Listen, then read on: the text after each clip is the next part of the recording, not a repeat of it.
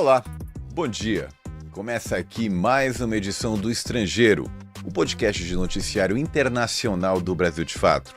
A 41ª edição do Estrangeiro, trazendo, como você sabe, toda semana, às quartas-feiras, a partir das 11 da manhã, o que foi notícia, o que será notícia, o que merece ser comentado, analisado, discutido aqui por nós, sempre com uma visão popular dos fatos, abordando esses temas do sul global. O Estrangeiro, você sabe, se chama assim porque nós não acreditamos em fronteiras, em barreiras, em impossibilidades do direito de ir e vir.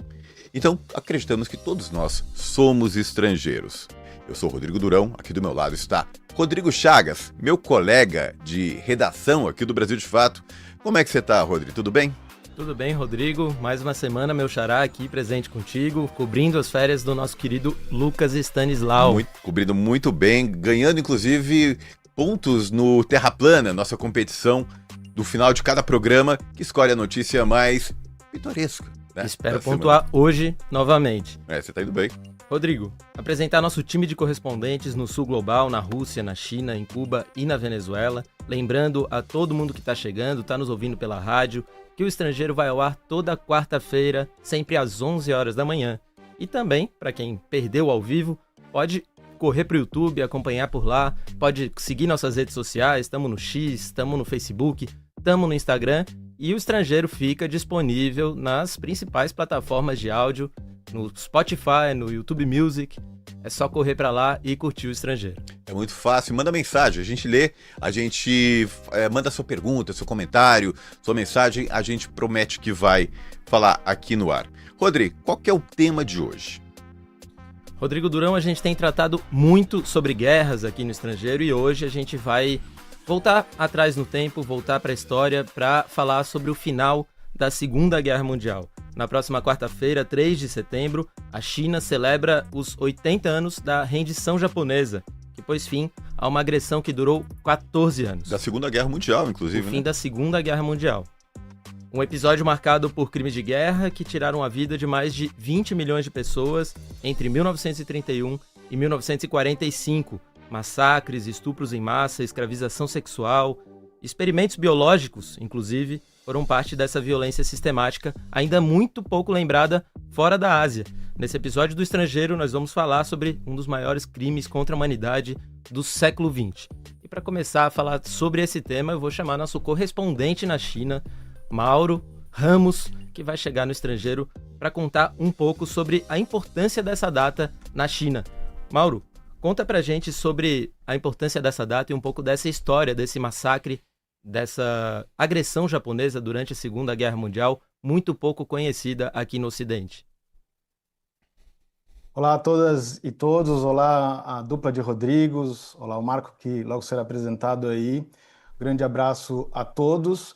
Realmente essa data é muito importante, existem vários motivos que falam da importância dessa data para o povo chinês, mas eu queria falar, para começar nossa conversa aqui, sobre o que eu acho que é talvez a primeira razão da importância dessa data contra a agressão japonesa, né? Que é o começo do fim do século da humilhação, né? Como vocês sabem, o século da humilhação, como a China chama, começou lá com a chamada Primeira Guerra do Ópio, né?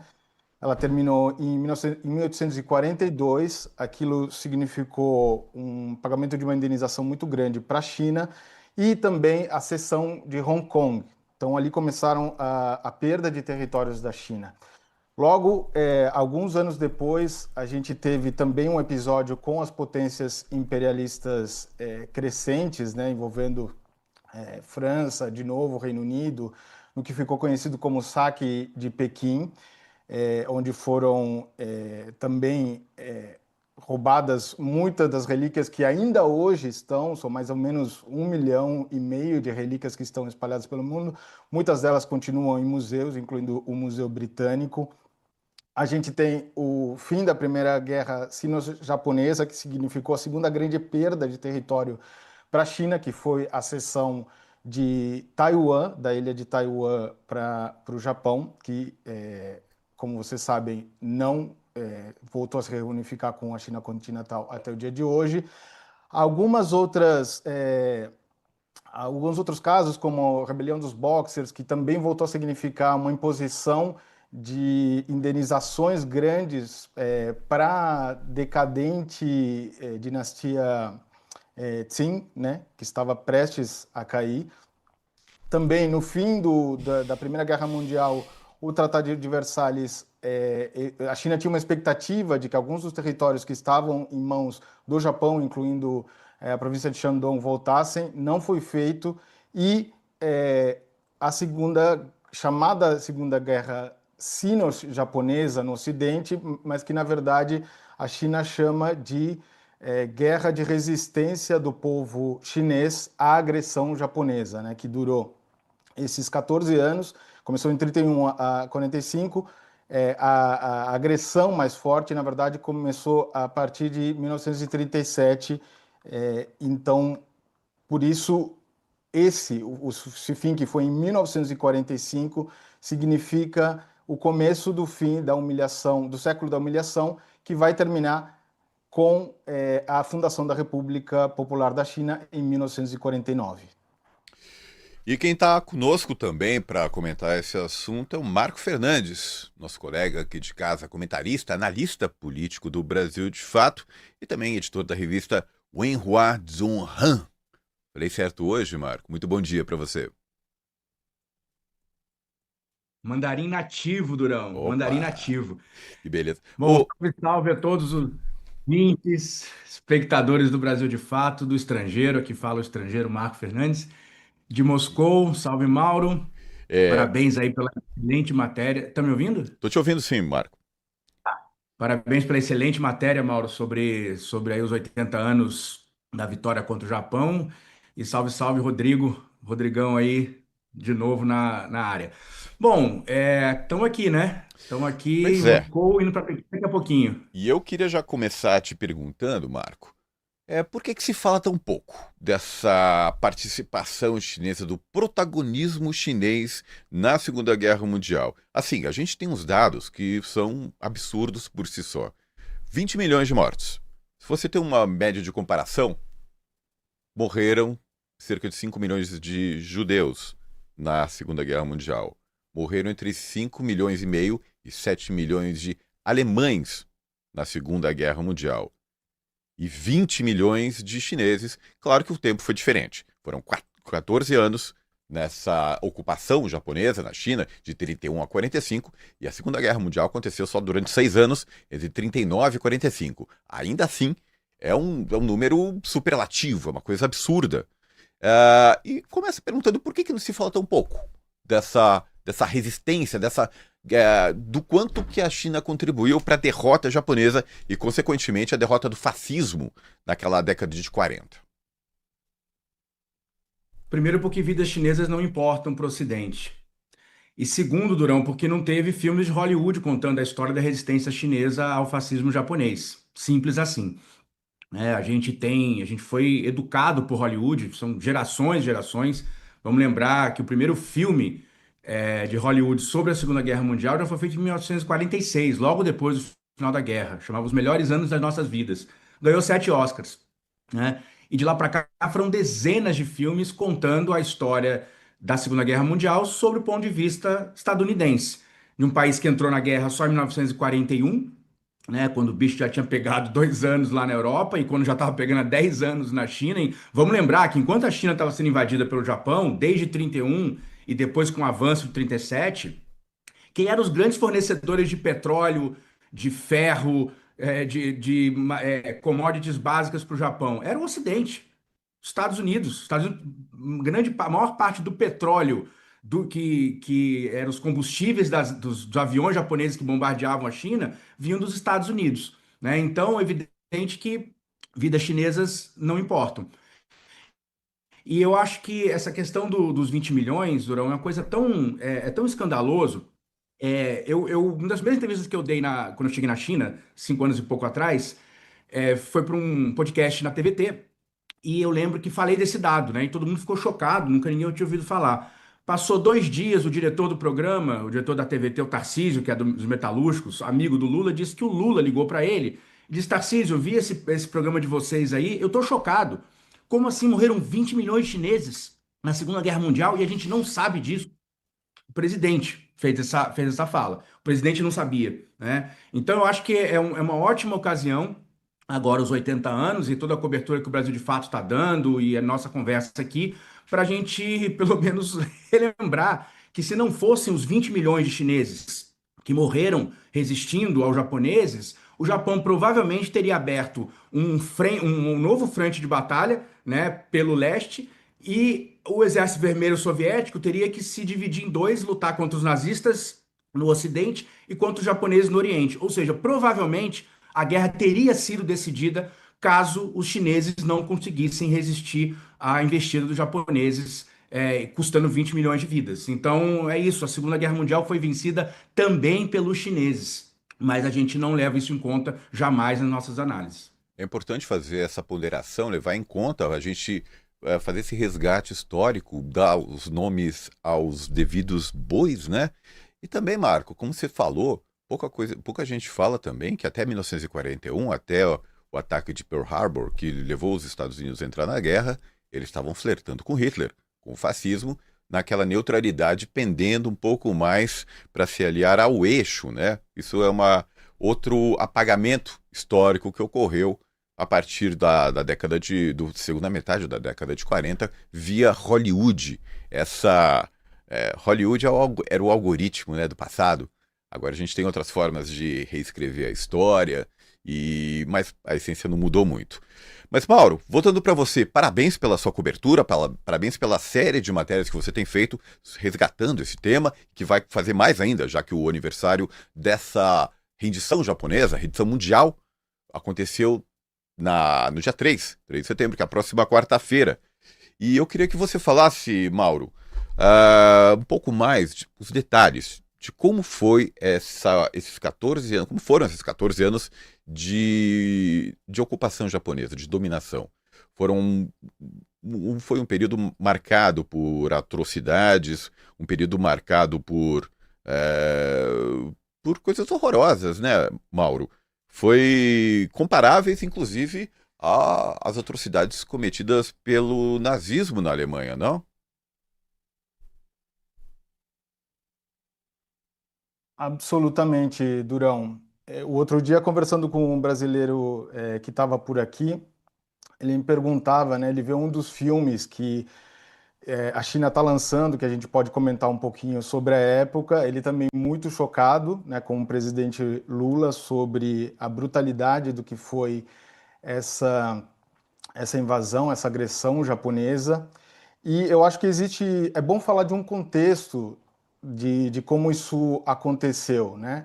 Nós temos, alguns anos depois que o Reino Unido ataca pela primeira vez a China, os Estados Unidos fazem o seu primeiro ataque imperialista fora do continente, vamos dizer, né? Isso afetou bastante o Japão, levou a alguns conflitos internos e levou ao que se chama a reforma Meiji, uma reforma que transformou o Japão muito rapidamente, priorizou a militarização e jogou principalmente o Japão no caminho do capitalismo, né? Com muitas pessoas sendo enviadas para os países para estudarem não só as técnicas, mas também como desenvolver o Estado, né? A questão do direito. Então, em parte, isso foi o contexto que começou a levar o Japão por esse caminho de posteriores atrocidades. Eu acho que... Mauro, foi depois de 31? Foi antes da invasão? Quando foi isso? Não, a gente está falando da invasão dos Estados Unidos, a primeira, 1860 lá, né? Então isso derivou nessa reforma Meiji e que nos posteriores anos o Japão acelerou bastante o seu desenvolvimento, né?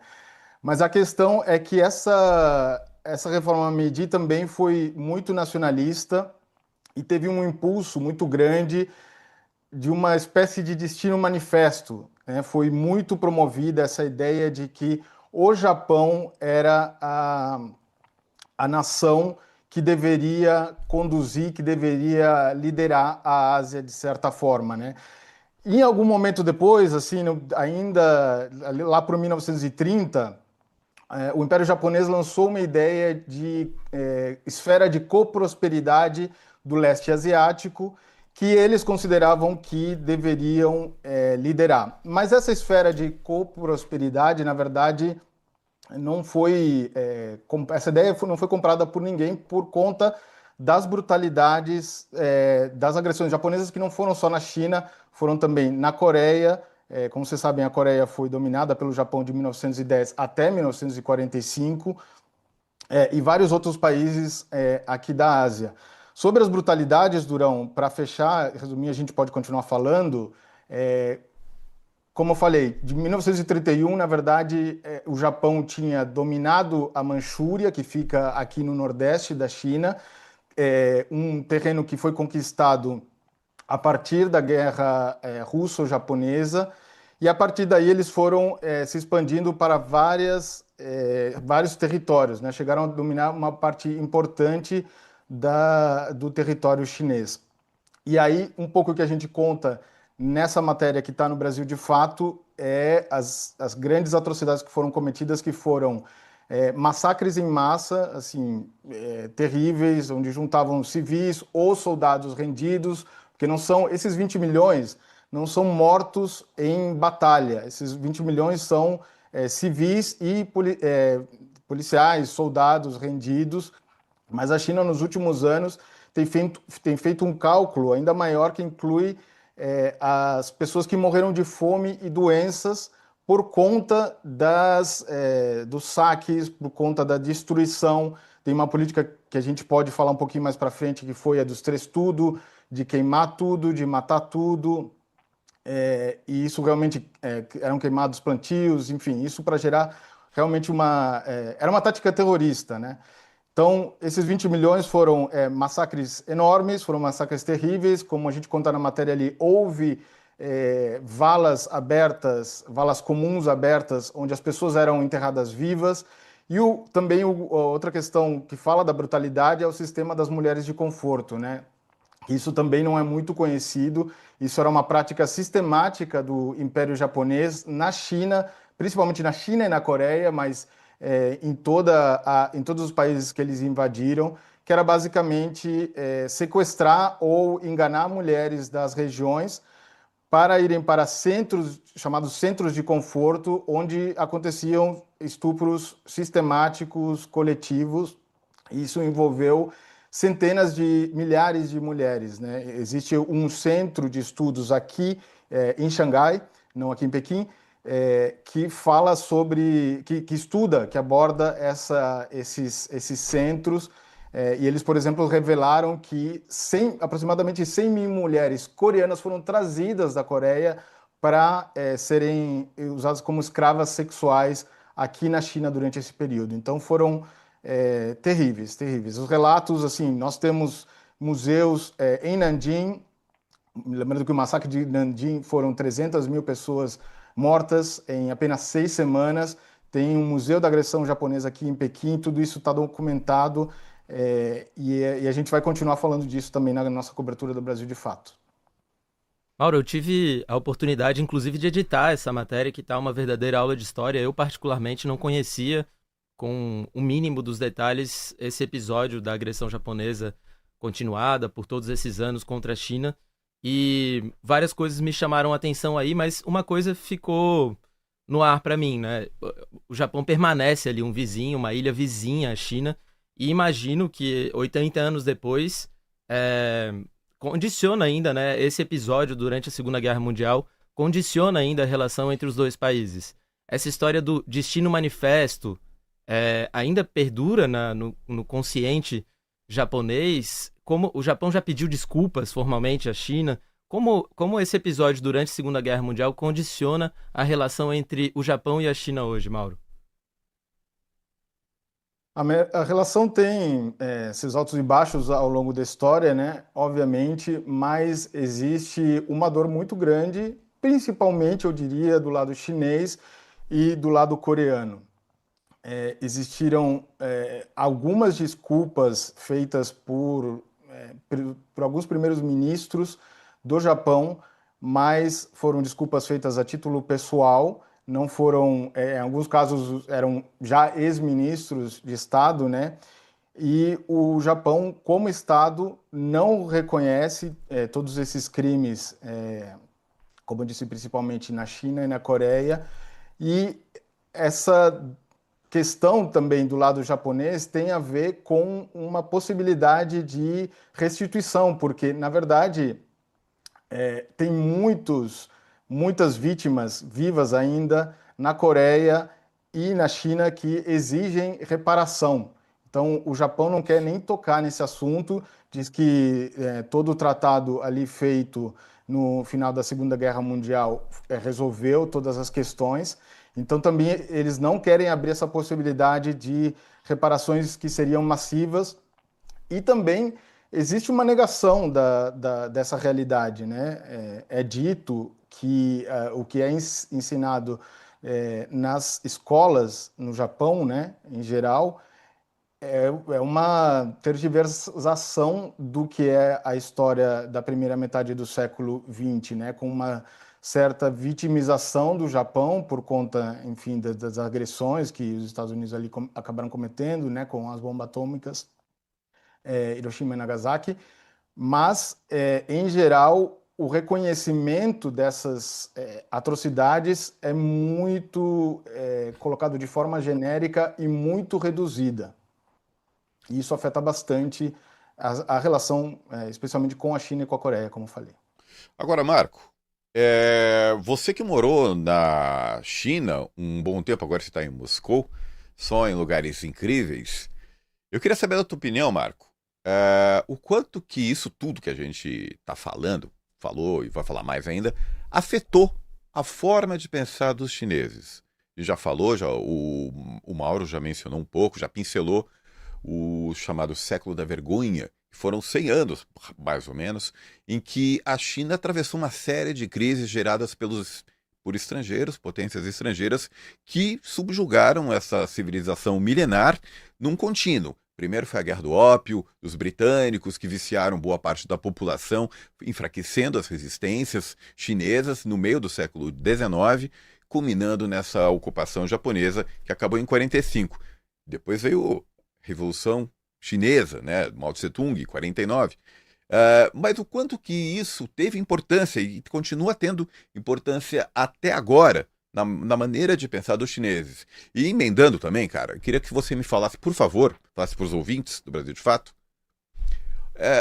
o quanto que esse mal-estar mencionado com o Japão tem importância na relação desses dois países. O quanto que existe de potencial não usado, o quanto existe de potenciais hostilidades entre esses dois vizinhos poderosos. Bom, Drão, primeiro vamos lá. Em relação ao século das humilhações, né, eu acho que isso afetou muito o pensamento do povo chinês. Afetou no seguinte sentido: o povo chinês aprendeu que precisava se defender das potências, das grandes potências ocidentais e da potência japonesa, né? Se você pensar o que foi, como a facilidade que os europeus, que as potências ocidentais tiveram para entrar na China no século XIX, né, ainda sobre a dinastia Qing, né, com o imperador, etc. Aquilo que parecia, né, um governo todo-poderoso durante séculos, né, a dinastia Qing vem desde o século 17, se eu não me engano, 17 e 18, ficou provado que a dinastia Qing não podia, não tinha capacidade para governar e para defender o povo e a soberania chinesas, né? E depois você tem a experiência da guerra. Enquanto o Japão está ocupando a China, começa em 31, o Partido Comunista, um pouco tempo depois, já está, quer dizer, em 31, na verdade, é o primeiro Soviet, né? Que é lá no sul, em Ruijin, ali na fronteira entre Fujian e Jiangxi, organiza ali o primeiro Soviet. Então, enquanto o Japão está invadindo, o Chiang Kai-shek, que era o presidente da República da China naquele momento, está mais preocupado em esmagar os comunistas do que se defender contra os japoneses. né? Então, isso acontece, aí o partido tem que sair na grande marcha, né? Sai em 34, vai chegar em 35 em Yan'an, que é de onde o Partido Comunista governou grande parte do país até a Revolução em 49. Ora, ao mesmo tempo que você tinha, então, os japoneses invadindo, o Chiang Kai-shek mais preocupado com guerra civil do que com expulsar um estrangeiro, você tinha o Partido Comunista fazendo reforma agrária no campo, né? Ali, no caso, não era na lei, era na marra, era só na marra, né? Com a organização armada do partido, botando para correr os latifundiários e dividindo a terra para o povo e fazendo Mauro deu para que a O China, Marco quando o deu. Partido Comunista tomou o poder em 49, eles já governavam 100 milhões de pessoas. Ai, tá ruim aqui? Não, não, Vamos continua. lá. Já Tá me voltou. ouvindo? 100 milhões de pessoas. Ah, enquanto 100 milhões de pessoas, que era um quarto da população, era 25% do povo chinês, já era governado na prática pelo Partido Comunista. Então, acho que essas experiências foram sendo, né, foram sedimentando na consciência do povo chinês. Ora, de um lado, potências estrangeiras, seja ocidentais, seja japonesa, de outro, um governo fraco que está mais preocupado em matar parte do seu povo, que era o Chiang Kai-shek, do que defender a gente dos estrangeiros. E nós temos aqui os camaradas liderados por Mao Zedong, Zhou Enlai e Zhu De, que estão fazendo reforma agrária, que estão melhorando nossa vida, que estão propondo uma nova sociedade. Para onde que a gente vai? A gente vai apoiar o Partido Comunista da China, obviamente. Então você não entende a Revolução de 49 justamente sem esse acúmulo de 100 anos de experiência de traumas, de grandes traumas da população chinesa, né, quando ao mesmo tempo você tem o partido propondo, né, a construção de uma nova sociedade, a construção do socialismo chinês. Interessantíssimo, mas queria te aproveitar um pouquinho mais. Fala sobre o quanto a relação com o Japão é importante hoje para a China, ou essa hostilidade, esse mal-estar entre os dois países. Olha, é isso que o Mauro já falou. Acho que é um trauma, uma ferida que está aberta, né? O fato do Japão nunca ter pedido desculpas oficiais, isso é um escândalo, na verdade, né? Eu vou contar rapidinho uma história, aquelas coisas de anedota de quem está lá, né? Uns anos atrás eu estava em Wuhan com um amigo, pegamos um táxi e foi justo no dia que o Shinzo Abe, que é o ex-primeiro-ministro japonês, tinha sido assassinado num atentado, uma coisa meio louca. O cara no meio da rua deu um tiro nele, ele morreu. E a gente estava no táxi. E esse meu amigo conversando, né, com o taxista, e ele pergunta: Ah, mas tava o videozinho assim do celular, né? Apareceu a cena. Ele falou: Ah, você viu que mataram o primeiro-ministro do Japão, o ex-primeiro-ministro? Aí o taxista olhou e falou assim: Quê? Não, você não viu isso aí? Ele começou a olhar. Ah, esse cachorro dos americanos, né? Meiguo, que é cachorro do americano em chinês. O cara falou isso. Quer dizer, isso é o taxista, isso é um senso comum. Ou seja, o Japão nada mais é do que o cachorrinho, né, de estimação pet dos Estados Unidos. E é esse papel que o Japão cumpriu nas últimas décadas, né? Infelizmente, o Japão também foi humilhado pelos Estados Unidos. Vamos lembrar que o Japão, em meados dos anos 80, ocupava uma posição meio semelhante ao que a China ocupa hoje, em termos de potência industrial, né? As maiores empresas, acho que metade das 5 das 10 maiores empresas do mundo eram japonesas, o Japão estava comprando os Estados Unidos inteiro, e os Estados Unidos foram lá e fizeram, né? Aquela coisa bem do Corleone que eles fazem de vez em quando, né? Vou fazer, make an offer he can refuse, vou fazer uma oferta que você não pode recusar, e são os famosos acordos do Plaza, em que o Japão, né, se ajoelha diante dos Estados Unidos, aceita sobrevalorizar o iene e destrói o seu setor de exportação, que era o que vinha dando força econômica, né? Então, desde então, o Japão, que continua a ser um país ocupado pelos Estados Unidos, vamos lembrar, há milhares de tropas estadunidenses no Japão,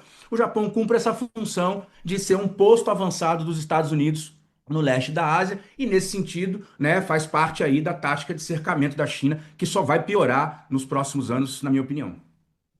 Queria chamar de volta o Mauro para a conversa para tratar de um outro território em disputa, cujas raízes dessa disputa têm origens nessa época, né, desse episódio que a gente está tratando aqui. O Mauro já de alguma forma penteou sobre isso na introdução dele ao tema, mas eu queria que a gente aprofundasse um pouco na história de Taiwan, o quanto dessa disputa atual por Taiwan tem origens na ocupação japonesa durante a Segunda Guerra Mundial, Mauro.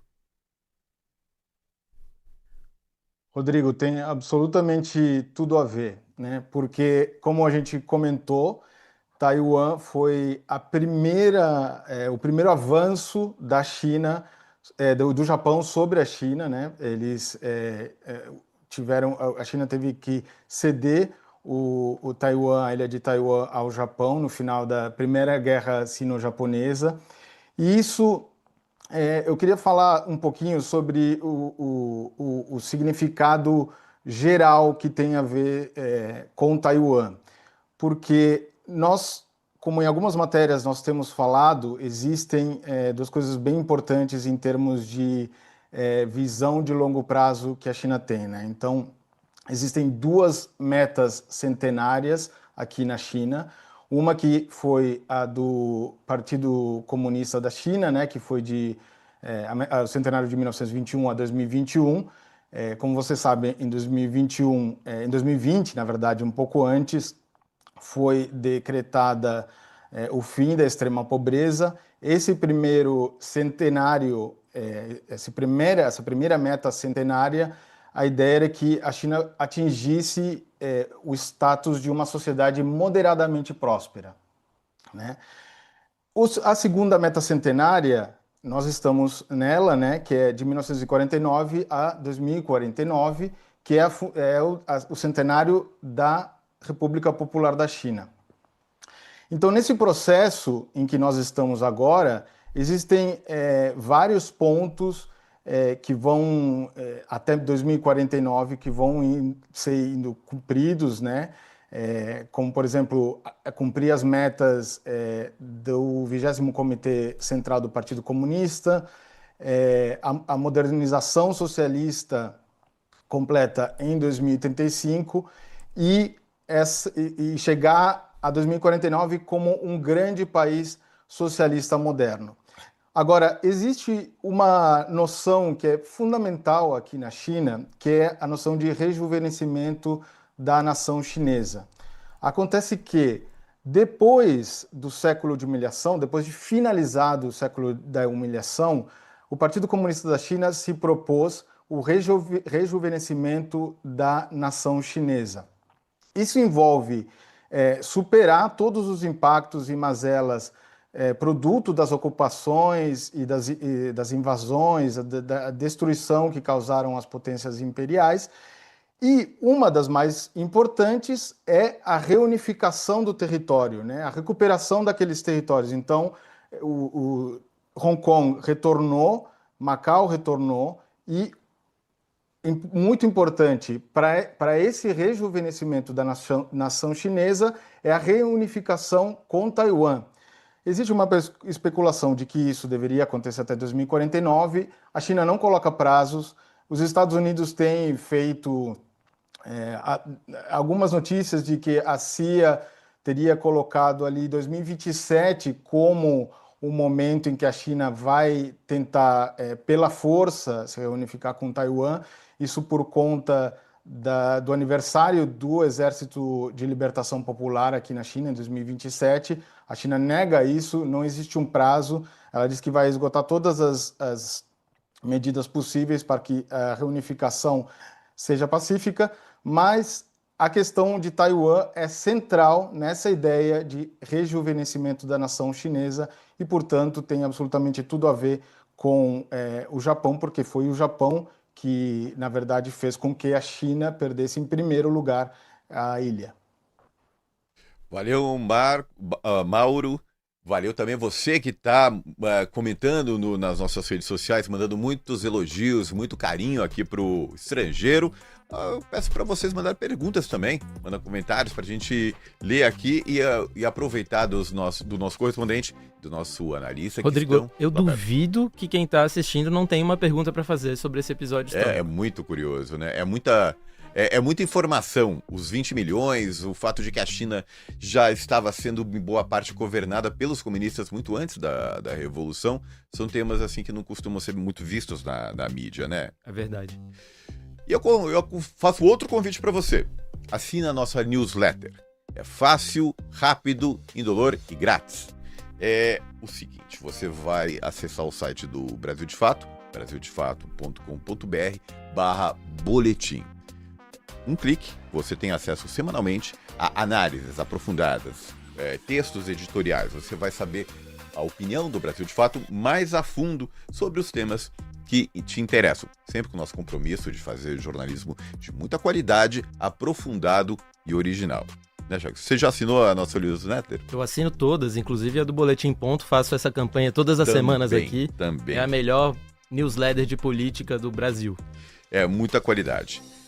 Mas agora, voltando a falar de presente, né? Porque semana que vem tem o aniversário, as comemorações, celebrações na quarta-feira da rendição japonesa nessa Segunda Guerra Mundial. Marco, inclusive, quem deve ir para Pequim semana que vem é nada mais, nada menos do que Vladimir Putin. Qual que é a importância dessa viagem? Putin que tem um mandato de segurança contra ele emitido pelo Tribunal Penal Internacional, está sempre no olho do furacão dos acontecimentos mundiais, guerra da Ucrânia, pressão estadunidense, enfim, se algo que não falta para Vladimir Putin é assunto no momento, né? E o que importa essa viagem para ele? Não importa muita coisa, né, Durão? Primeiro que vai ser a primeira reunião presencial dele com o Xi Jinping depois da cúpula com o Trump no Alasca, né? Você imagina a quantidade de coisas que não tem para conversar pessoalmente, né? Que não sejam comunicações, mesmo que seguras. Importa também que é a primeira reunião dos dois, desde que houve tem uma convulsão acontecendo agora no mundo, né, com a nova leva de ataques tarifaços do Trump sobre parceiros fundamentais dos BRICS, sobretudo Brasil e Índia, né? Houve todo um balé aí de ligações telefônicas nas últimas 2 semanas, impressionante, e de visitas, né? Vamos lembrar, você teve o Lula já falou com o Putin acho que umas 2 vezes, já conversou com o Modi, e você teve a visita do Wang Yi, visita histórica do Wang Yi à Índia na semana passada, né? Depois de anos de muita tensão entre China e Índia, que parece que começam a caminhar para um distensionamento. E, aliás, o Modi vai estar também, né, na reunião da Organização de Cooperação de Xangai, então vai ser a primeira vez que os três vão estar juntos. Então você pode imaginar que a Terra vai se mexer um pouquinho daqui a alguns dias, dia 31 aí de agosto, 1º de setembro, em Tianjin, que aliás é bem próximo, menos de 1 hora de trem de Pequim. E é a 47ª, 46ª reunião entre Xi Jinping e Putin desde que o Xi se tornou presidente da China em 2013, né? Ele é secretário-geral em 2012, no final do ano, em 2013 ele vira presidente da China. Então, acho que tem uma expectativa muito grande para essa reunião. E já houve, digamos, um esquenta, né, dessa reunião, que foi a visita do presidente da Duma, o Volodin, que teve, né, o Mauro cobriu também, aliás, sugiro aí que leia o Brasil de Fato, a nota que o Mauro fez, se eu não me engano, anteontem, né, Mauro? Sobre a visita do Volodin, né, que é o presidente da Duma, que é digamos, o Congresso Nacional da Rússia, e já é uma visita preparatória, né, em que o Xi Jinping, aliás, deu uma declaração muito forte, né, no final dessa reunião, dizendo que a relação entre a China e a Rússia é hoje a mais estável, a mais madura e a mais estrategicamente significante entre todas as grandes potências. E que ambos são a maior fonte da paz mundial nos dias de hoje, né? E termina, inclusive, dizendo que a tarefa das duas nações é unir o sul global, ou seja, não é só uma questão China e Rússia, é uma questão do sul global, defender o multilateralismo e promover a ordem internacional baseada na justiça. Em contraponto à ordem internacional baseada em regras, né? Que é o chavão que os Estados Unidos... Agora o Trump não está mais usando essa baboseira, mas que o Biden usou durante muitos anos e antes dele o Obama. Então há uma expectativa muito grande para essa reunião. Vamos acompanhar, é evidente, né? Dia 31 e 1º em Tianjin, na OCX, e depois, evidentemente, o Putin vai para Pequim participar da celebração no dia 3 de setembro. Então ele vai ficar, se eu não me engano, acho que são 4 dias que o Putin vai ficar na China. E o Mauro vai estar lá, né? Eu vou estar lá também, aliás, em Pequim, esses dias. Então nós vamos poder trazer aí bastante informação para os leitores e espectadores e ouvintes do Brasil de Fato. Agora eu fiquei curioso para a gente ouvir o Mauro também, né, sobre a expectativa para essa cúpula, às vésperas dos desfiles do dia 3 de setembro. Mauro, como tá a expectativa aí na China? Conta pra gente. Rodrigo, para a China é uma das atividades diplomáticas mais importantes do ano. Como o Marco mencionou, vão ser 20 chefes de Estado que vão estar em Tianjin, aqui perto de Pequim.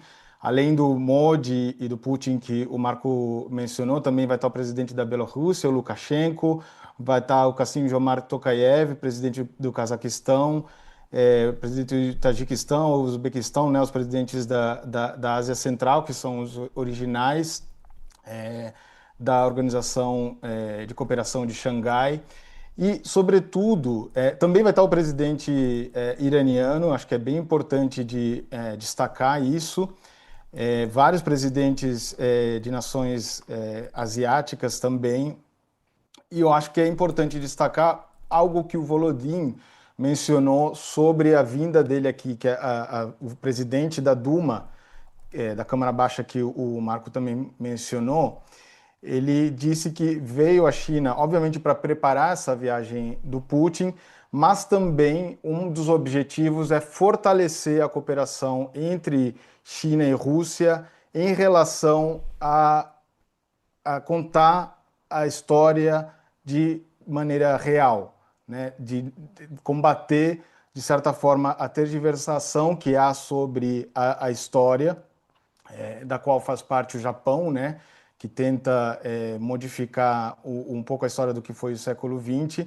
E acho que esse é um dos objetivos dessa vinda particular da reunião entre Rússia e China, mas também da Organização de Cooperação de Xangai, que é uma organização, só para fechar, que é bem importante dizer, a China sempre destaca, e outros países da Organização de Cooperação sempre destacam, que não é um bloco, não é um bloco de segurança, não é um bloco militar como é a OTAN.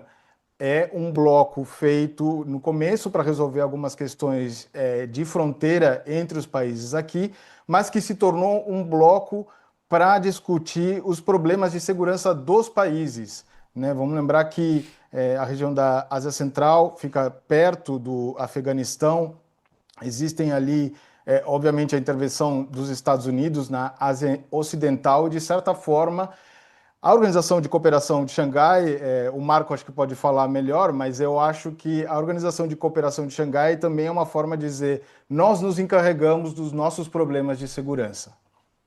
Mauro, aliás, queria que você falasse um pouquinho sobre essa rede social chinesa que o Brasil de fato agora né? Tá inclusive levando o nosso conteúdo aí pro público chinês. Que nós noticiamos em primeira mão na semana passada aqui, verdade, ao vivo no estrangeiro, né, Rodrigo? Exatamente, sucesso de público e crítica, Mauro Ramos.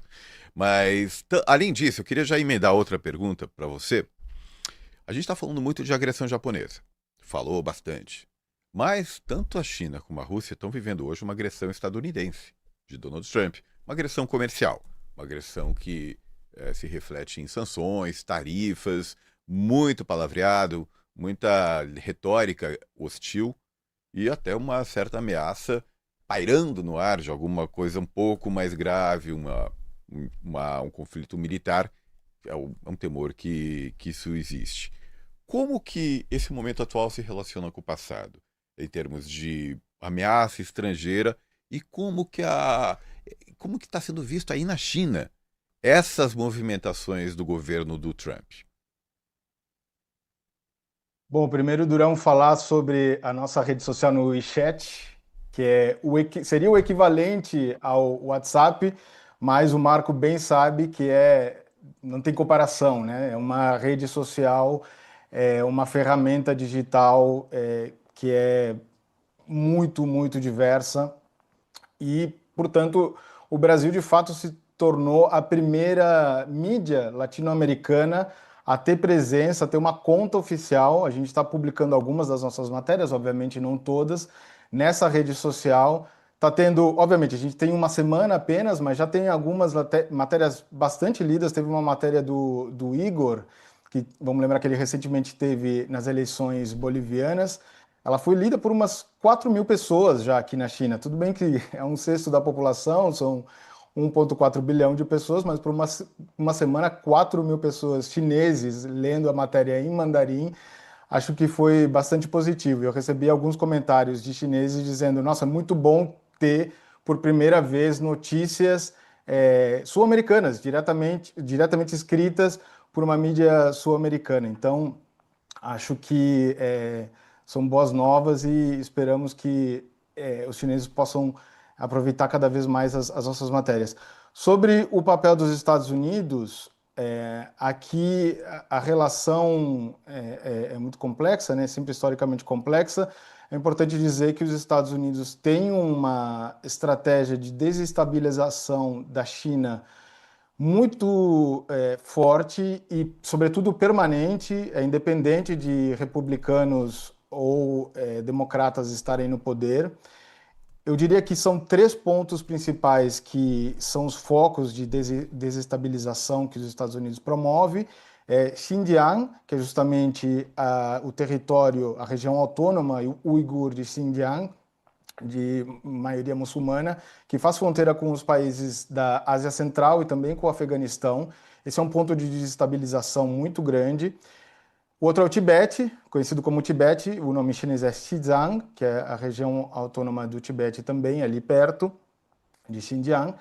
E o terceiro e maior, talvez, é Taiwan. Também Hong Kong é isso é importante dizer. Como a gente tem comentado nas nossas matérias, Hong Kong não é um assunto completamente resolvido.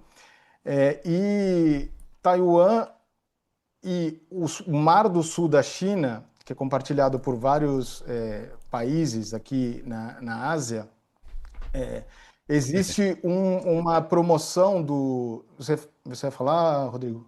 Não, desculpa. Vai, continua aí. O Mar do Sul da China é um foco de desestabilização promovida pelos Estados Unidos muito grande, onde os Estados Unidos tentam envolver o Japão, principalmente, a Austrália e, fundamentalmente, as Filipinas. Porque existem vários conflitos, não conflitos, mas disputas territoriais. Disputas territoriais da China, entre a China e outros países aqui da região, nesse Mar do Sul da China. Com a maioria dos países, a China tem um diálogo completamente fluido e eles decidiram resolver com diálogo, com calma. Isso acontece com o Vietnã, Myanmar, com vários países.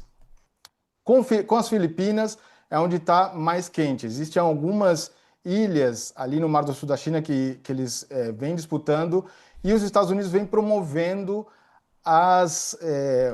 os drills, né, os exercícios militares, conjuntamente com o Japão, com a Austrália. Isso é um ponto muito quente de conflito e que está gerando cada vez mais atrito, né?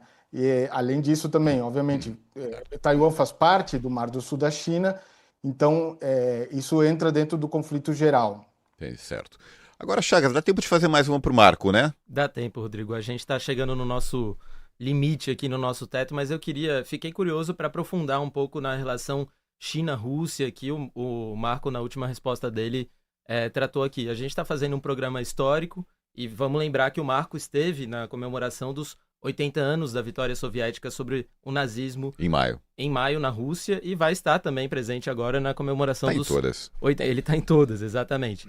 Bom, juntas essas duas potências perderam 50 milhões de pessoas nessas guerras, né? Mas passados esses 80 anos, são duas potências que colocam um antagonismo forte às potências ocidentais, são a espinha dorsal do BRICS. Eu queria te pedir, Marco, para fazer os paralelos, né? Quais são as perspectivas dessas nações agora como espinha dorsal do BRICS, inclusive que é um alvo preferencial do Trump, né, e do Ocidente. Quais são as semelhanças e diferenças entre esses momentos históricos e qual é o potencial dessa parceria sem limites entre China e Rússia? Em 3 minutos, Marco, por favor. Contando. Eu vou começar lembrando a famosíssima frase do Marechal Georgy Zhukov, né, o grande comandante do Exército Vermelho na Segunda Guerra Mundial, principalmente do regimento que tomou Berlim né, em maio de 45, ele dizia o seguinte: nós libertamos a Europa do fascismo, mas eles nunca vão nos perdoar por isso. E eu acho que nós estamos num momento histórico, né, onde mais uma vez a Rússia, que agora não é mais a União Soviética, apesar do Lavrov ter chegado com o moletom da União Soviética lá no Alasca, não é mais a União Soviética, mas se tornou nos últimos anos, né, uma potência fundamental para a construção de uma nova ordem mundial. E não é à toa, né, que a OTAN faz guerra, começou essa guerra há 3 anos com a Rússia, essa guerra, mesmo que se resolva agora.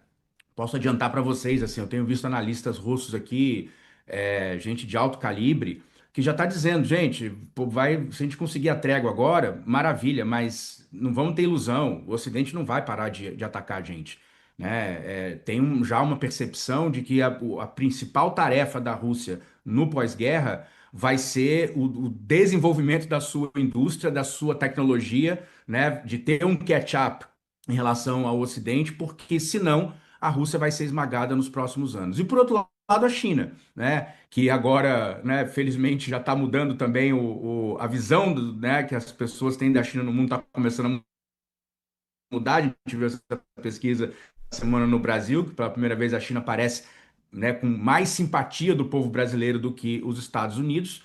E é isso, né? Os dois países hoje, mais uma vez, né, estão aí em frente da luta por um mundo mais justo, um mundo multilateral, um mundo onde uma potência, um conjunto pequeno de potências não impõe ao resto do mundo as suas vontades, os seus interesses, e estão pagando caro por isso, né? Vamos lembrar que o cálculo do Trump para acabar com a guerra na Ucrânia não é porque o Trump é bonzinho. Isso já vem sendo dito há muitos anos pelo grupo político do Trump, antes inclusive do Trump ser eleito, ainda quando era o Biden, que é o seguinte: a avaliação a guerra contra a Rússia é um equívoco estratégico do Pentágono e da Casa Branca.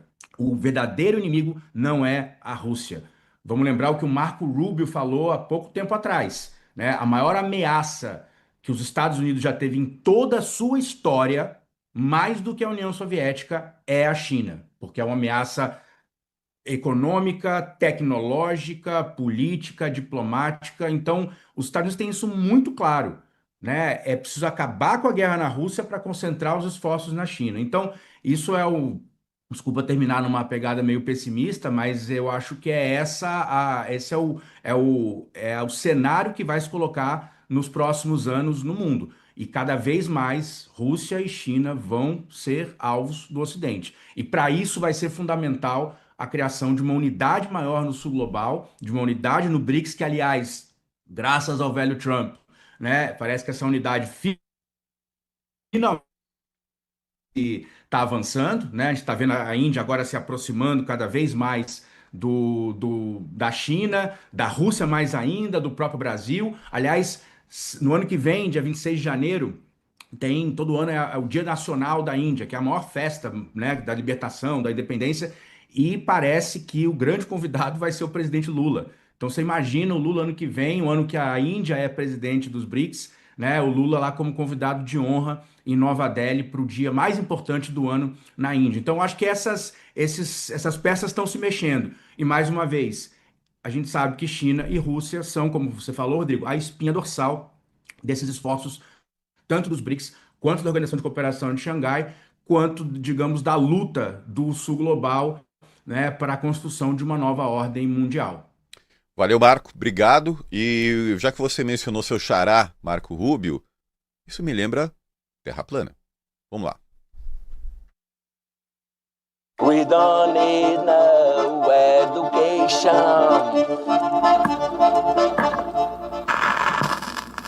A Terra é plana. Então tá. Então tá bom.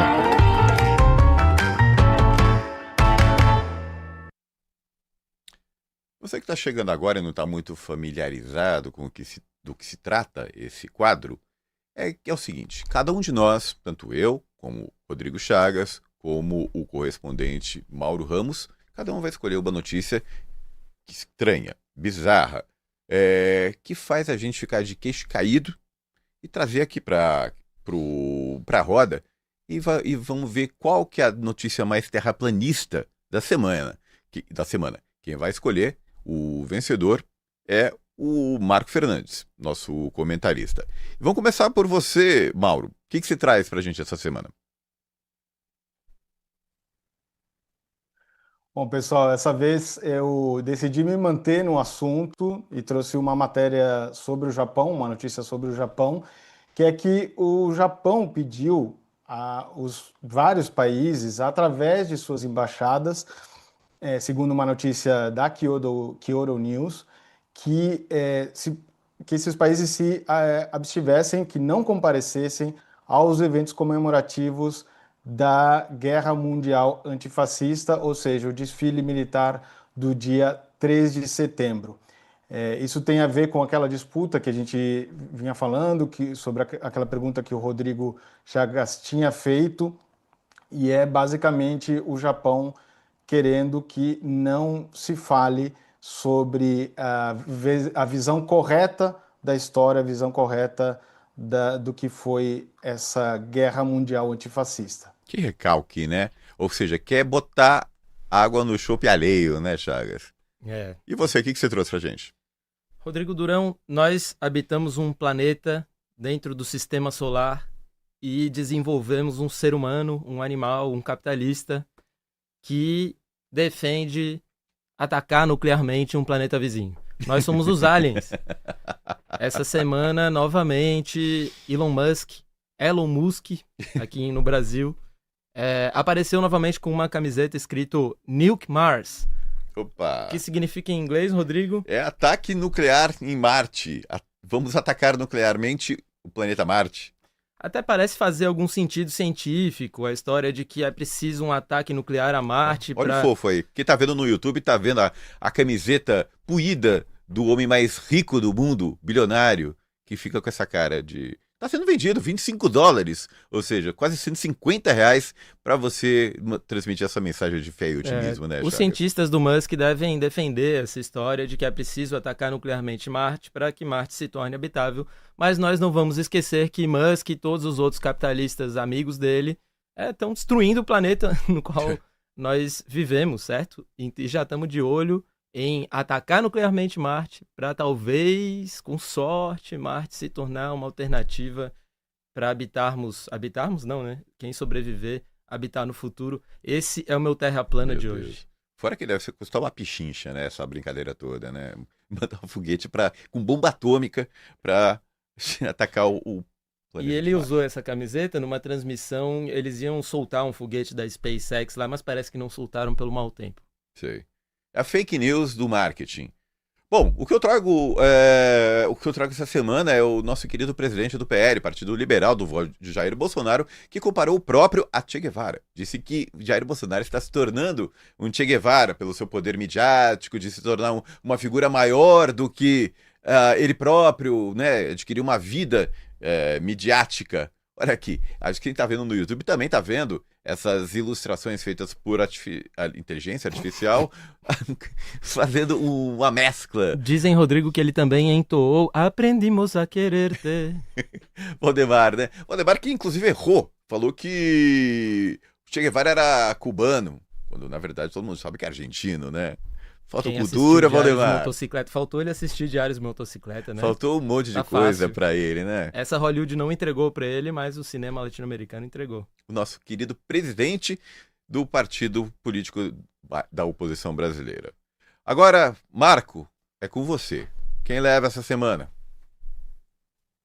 Mas para variar, tá difícil a escolha, viu? Mas eu vou, como terraplanice, terraplanagem tem a ver com negacionismo histórico, né? Negacionismo científico, eu vou ficar com o absurdo do governo japonês, quer dizer, um governo, quer dizer, uma posição oficial do Estado de negar historicamente, né, todas as atrocidades que fizeram há 80 anos e, sobretudo, de tentar impedir, né, que uma celebração absolutamente legítima, historicamente legítima, aconteça em Pequim na semana que vem. Então, acho que dessa vez ganhou o Mauro e ganhou o governo japonês. O governo japonês perdeu, né? Porque além de não conseguir impedir, Pegou mal, né? Pega mal querer gongar a festa do outro, né? E parabéns pro Mauro, né? Que hoje a gente veio forte, né, Rodrigo? Exato, não, parabéns pro Mauro, fazendo um esboço de recuperação aí pro time dos correspondentes. E pra hegemonia dos Rodrigos, veja lá. Pois é. Mas tá chegando. Ainda está numa disputa matemática aí pelo troféu que será resolvido lá em dezembro, né?